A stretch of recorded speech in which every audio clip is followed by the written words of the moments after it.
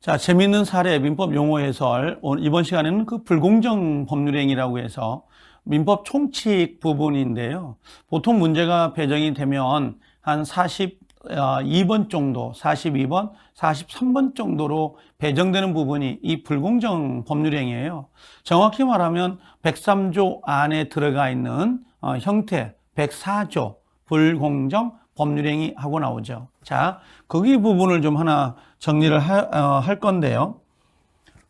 불공정 법률행위 이렇게 들어오죠. 이번에 우리 그 31회 때에도 이 문제가 배정이 됐어요. 지문이긴 하지만.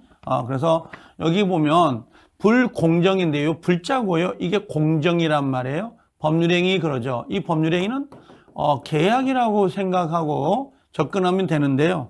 우리가 축구 게임을 하더라도 공정한 게임을 해야 되는데 불공정하게 게임을 한다면 그건 뭐 무효가 되지 않겠어요? 몰수 게임, 무효 게임 그러잖아요. 그러면 계약을 합니다. 자, 어떤 계약을 하냐면 이런 것들이에요. 갑이라는 사람이 예를 들면 토지를 하나 가지고 있는데요. 시세가 한 1억 정도 간다고 합시다. 근데 요걸 을이라는 사람하고 매매 계약을 맺어요. 자, 매매 계약을 맺는데 그 매매 계약을 할 때에 보통 가격이라는 게 적정가라는 게 보통 있잖아요. 근데 만약에 갑이 을에게 계약을 할 때에 2천만 원에 계약이 됐다고 할까요? 2천하고 계약이 됐어요. 그러면 예를 들면 뭐 1억에 팔든 아니면 2천에 팔든 내 거잖아요. 내 토지를 1억에 팔든 2천에 팔든 아무 상관이 없거든요. 어차피 내 땅을 그냥 주기도 하잖아요. 증여라고 해서. 그러면 그게 불공정이냐? 그건 불공정 아니에요. 그렇지 않아요? 불공정이라는 의미는 요 두 가지 요건을 더 갖춰야 불공정이 되거든요. 자, 그럼 첫 번째는 어떤 거냐면, 자, 급부가 얼마짜리였어요? 1억짜리. 이 급부하고 뭐가 있는 거예요? 요 반대급부. 요 반대급부가 요게 지금 2천이란 말이에요. 그래서 급부와 반대급부에 현저한 불균형이 있는 경우가 있습니다. 현저한 불균형이 있다. 그 다음에 두 번째로는 1억짜리를 2천에 팔았다면 누가 이익이 되겠어요? 당연히 을이 이익이 되고 갑은 엄청난 피해를 보는 거나 마찬가지잖아요. 그래서 요걸 우리가 피해자라고 해볼게요. 피해자 갑이란 사람에게는 1억짜리를 2천에 팔 수밖에 없는 어떤 궁핍이라고 할까요? 쪼들린다고 할까? 경제적으로. 그래서 첫 번째는 궁박이 있다. 그 다음에 좀 경솔했어요. 신중하지 못했다라고 하는 거. 그 다음에 무경험이라고 할까요? 경험이 있다라. 그래서 궁박, 경솔, 무경험이 있다면, 자, 세 번째는 어떤 거냐면 요거예요. 자, 폭리자라고 하는 사람이 있죠? 폭리자가 누구예요? 자, 을이란 사람이, 자, 피해자에게 궁박, 경솔, 무경험이 있음을 알아요. 자, 알고, 플러스 뭐예요? 이를 이용했다. 이렇게 이야기해요. 알고 이용했다라고 하는데 그 이용 행위를 뭐라고 하냐면 요 이용을 폭리라 그래. 폭리의사. 그래서 폭리의사가 있어야 된다 그래요. 그러면 자, 급부와 반대급부의 현저한 불균형, 피해자의 궁박, 경솔, 무경험, 폭리자의 알고 이용이라는 요 세 가지 조건을 갖추고 있어야, 세 가지 조건을 갖추고 있어야 불공정으로 다루게 되고, 불공정이 된다면 얘를 뭐라 그래요? 이걸 무효다 이렇게 이야기를 해요. 이걸 무효다. 그러면 자, 요 상대방이 누구냐면 요 피해자겠죠. 요 피해자의 궁박, 요 궁박은 궁핍이라고 생각하면 돼요. 처음 들으면 잘 이게 와닿지 않거든요. 그래서 쪼들린다라고 할까? 정신적으로 쪼들리는 거, 경제적으로 쪼들린다. 그게 더 표현이 빠르죠. 경제적인 거 또는 정신적인 거, 이건 상관없어요. 그 다음에 경솔이다라고 하는 것은 신중하지 못한 것. 너 이렇게 경솔해? 신중하지 못해? 이런 거고, 무경험이라고 하는 것은 어떤 특정 영역의 무경험을 말하는 게 아니에요. 우리 일반적으로 등기 같은 거 잘 안 하잖아요. 그런 건 특정 영역이죠. 보통 일반적이라는 건 뭐 예를 들면 집값이 보통 얼마나 될까? 또는 뭐 교통비, 식사비 대략 어느 정도 갈까? 이런 생활 경험, 일종의 뭐라 할까요? 생활 경험이라고 할까요? 아니면 우리가 특정 영역이다라고 하는 거 있죠? 예, 특정 영역의 경험을 말하는 게 아니라 거래 일반이라고 보통 이야기를 해요. 예, 거래 일반에 관한 경험 부족을 말하는 거지 특정 영역의 경험 부족을 말하는 게 아니에요. 그래서 공박, 경솔, 무경험 중 요 세 개를 모두 갖춰야 되는 건 아니고요. 이 중에 하나만 갖추면 돼요. 이 하나를 가지고 이용했다는 거죠. 요 누가요? 폭리자가 이용해서 부당한 이익을 꾀하는 행위. 요걸 우리가 불공정 법률행위 그래요. 그래서 우리 민법의 불공정 법률행위는 지금 104조가 있거든요. 이 불공정 법률행위, 불공정 계약은 급부와 반대급부 간의 불균형이 객관적입니다. 주관적이 아니라 객관적. 그래서 급부와 반대급부 할 때 내가 집을 팔았는데 그 집에 대한 어떤 추억거리, 아버지, 할아버지, 나 어릴 때 자랐으니까 주관적으로 생각하면 경제적 가치를 어마어마하게 책정할 수 있지만 시장 가치로 보니까 그 집은 예를 들면 5천만 원밖에 안 된다. 그럼 5천만 원이 급부와 반대급부를 계산할 때 내용이라고 보시면 돼요. 그래서 객관적으로 존재하고 주관적으로 그 균형을 잃은 거래가 당사자의 공박, 경솔, 무경험을 이용해서 이루어진 경우에 성립된다라고 했고,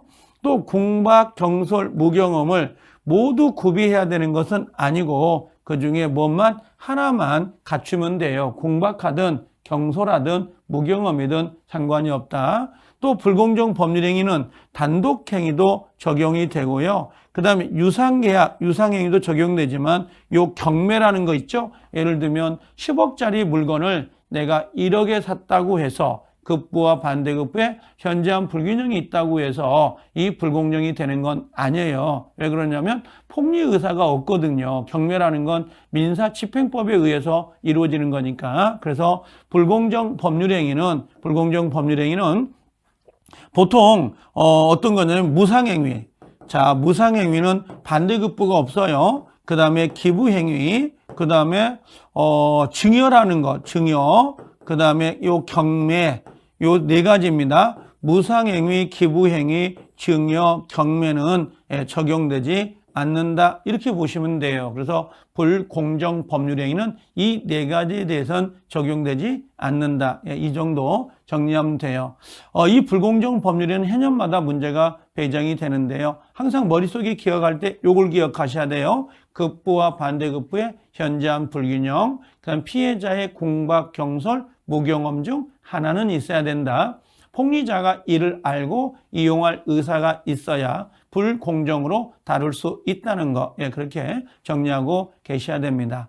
자, 그래서 불공정 법률행위 하나 정리를 좀 해드렸고요. 상당히 중요한 내용이었습니다. 자, 불능 조건은 놔두셔도 되는데요. 자, 요걸 하나 좀 정리를 또 해드릴게요. 여기에 불법 원인 급여라고 하는 거거든요. 자, 요게 불법을 원인으로 해서 급여한 거다. 요 불법을 조심하셔야 돼요. 자, 어떤 경우가 있냐면 우리는 생활 경험들 또는 일상 경험들을 모두 법에 규정한다는 게 상당히 무리수가 좀 있어요. 예를 들면 우리 민법전에 도박 자금을 대여하면 무효입니다. 또는 첩계약을 맺으면 무효입니다. 평생 결혼하지 않겠다 조건으로 뭐 근로계약을 체결한다. 뭐 노동법에 접촉이 될 수 있겠지만 좌우지간 그런 것들이 일일이 민법전이나 어떤 법에 규정을 둔다면 법전의 두께가 어마어마할 거예요. 그래서 아예 포괄적이고 일반적이고 추상적 규정을 민법에 뒀는데 그게 103조예요. 그래서 103조에 뭐라고 돼 있냐면 이런 것들이에요. 선량한 풍속, 그래요. 선량한 풍속. 그 다음에 기타 사회 질서에 위반이 되면 무효가 됩니다. 이렇게 이야기를 해요. 저는 이걸 외울 때에 선풍기 그러거든요. 선풍기 위반이 되면 뭐가 돼요? 무효가 된다. 이렇게 돼 있어요. 선풍기에 위반이 되면 무효가 됩니다. 이렇게 정리가 되어 있습니다. 자, 선풍기 무효. 이렇게 되어 있거든요. 자, 그럼 선량한 풍속이 뭔지 우린 잘 모르잖아요. 이것들을. 그럼 이걸 어떻게 구별할 거냐?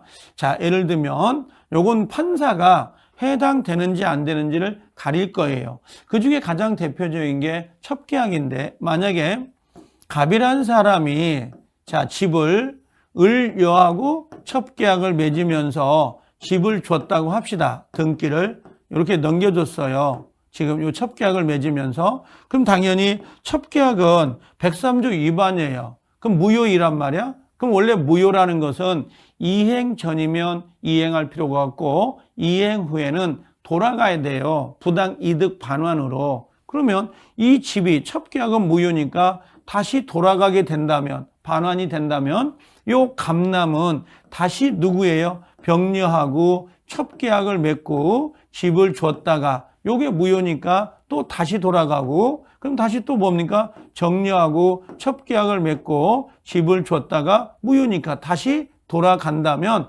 요게 귀재가 안 돼요. 그렇지 않겠어요? 무효니까 돌아가야 된다. 그래서 요걸 단속하기 위해서 103조에 위반이 돼서 무효가 되는 것은 우리 반환할 수 없도록 하자. 반환을 하지 못하도록 해버린다면 요걸 안 하지 않겠냐 하고 뭔가 불법 원인 급여라는 요 746조의 특칙을 뒀는데, 요 불법이 뭐냐면 103조에 위반되는 행위, 103조에 위반되는 행위를 원인으로 해서 급여가 된 것은 반환 청구가 된다 안 된다? 무효이더라도 반환 청구할 수 없다라고 규정하고 있는 게 불법 원인 급여라는 내용이에요. 그래서 이 불법 원인 급여할 때 이 불법을 조심하세요. 이 불법은 우리가 일반적으로 상식적으로 생각할 때 위법, 적법, 불법 그런 개념이 아니에요. 그냥 불법은 103조에 위반되는 행위라고 보시면 돼요. 103조에 위반되는 행위를 불법이라고 합니다. 자, 그러면 불법 103조 위반의 원인으로 재산을 급여하거나 또는 노무를 제공한 일을 말한다. 불법이 103조예요. 그러면 그 민법은 이러한 불법 원인 급여에 대해서 그 반환을 청구하지 못하도록 규정을 둬버렸어요. 아예. 그러면 103조 위반으로 급여가 된 것은 돌려받을 수 없다. 무효이더라도 이유가 불법 원인 급여니까. 자, 그러면 도박에서 돈을 준 경우 도박 계약은 공소양속, 사회질서에 위반되어 무효이므로 상대방이 돈을 받은 일은 법률상 정당한 이유 없이 이익을 얻는 것이 되어 금전을 준 자가 부당이득 반환을 청구할 수 있을 것 같으나 공소양속이 몇 조예요? 103조예요. 103조에 위반돼서 불법 원인이 됐다면 자, 급여한 돈의 반환에 대해서 국가가 도와주는 것은 당연하지 않으므로 민법은 그 반환을 청구할 수 없도록 규정을 둔 것. 이게 불법 원인 급여를 적용해서 도박 자금을 돌려받을 수 없다. 그래서 도박빚은 빚도 아니다. 왜? 도박은 103조에 해당되는 행위이기 때문에 돌려받지 못하게 해요. 그럼 나중에 도박 자금을 누군가가 빌려달라고 할 때 그걸 빌려주겠어요? 안 빌려주겠어요? 안 하겠죠. 왜? 빌려줘봐야 돌려받을 수가 없는 걸 아는 거니까. 그래서 이게 103조에 해당이 되면 불법 원인 급여가 적용돼서 돌려받을 수 없어요. 원래 무효는 이행 전이면 이행할 필요가 없고 이행이 됐다면 반환받는 게 원칙이에요. 그러나 여기 뭐는요? 103조에 위반이 되는 무효는 돌려받을 수 없다. 왜? 반환 청구할 수 없다. 왜? 불법 원인 급여가 적용되기 때문에 하나의 특칙이라고 보시면 돼요. 그래서 적용이 되지 않는다까지 정리를 했습니다. 자, 그래서 이번 시간에는 우리가 앞에 내용 있죠? 불법 원인 요 급여하고 그 다음에 방금 우리가 앞에서 봤던 요거 불공정 법률행위 요 두 가지 정도를 정리한 거예요. 불법 원인 급여는 103조와 관련되어 있는 거고 이 불공정 법률행위는 104조, 103조 안에 들어가 있는 내용이겠죠. 자, 그래서 이렇게 정리를 했는데요. 이 문제는 보통 민법 총칙, 우리 민법 들어가면 42번이나 43번에 배정되는 문제입니다. 상당히 중요한 부분이니까 꼭 체크해서 여러 번 반복을 보셔야 될 것 같아요. 자, 용어를 정리하는 거니까 용어를 잘 숙지할 수 있도록 하셔야 됩니다. 자, 이번 시간은 우리가 불법 원인 급여하고 불공정 법률행위 두 가지를 정리해 드렸습니다. 자, 고생하셨습니다. 수고하셨습니다.